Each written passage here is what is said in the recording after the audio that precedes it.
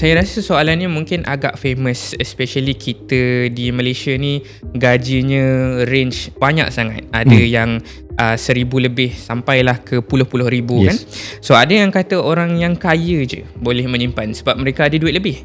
Tapi saya rasa dan saya percaya this is a fatal mistake yang saya rasa orang yang berpendapatan rendah pun sebenarnya boleh menyimpan.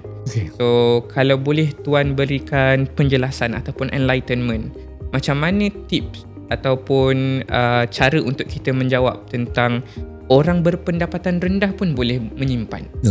Personal finance, pengurusan kewangan peribadi bermula dengan simpanan.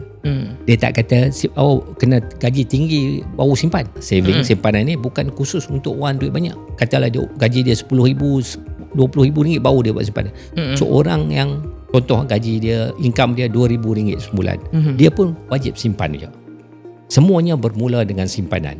Dan angka yang kita bermula tu 10% daripada jumlah pendapatan 10%. Kita 10%. Ini permulaan minimum. So kalau gaji RM2,000 sebulan, so 10% RM200 sebulan.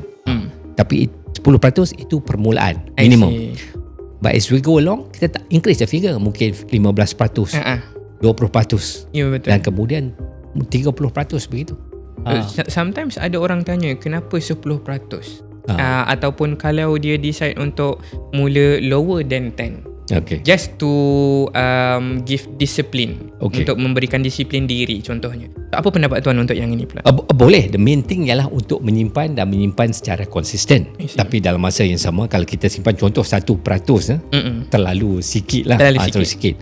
So the angka 10% tu, 10% tu basically dipersetujui bukan saja pakar-pakar kewangan di Malaysia, tapi all over the world. 10% daripada pendapatan kita to start off.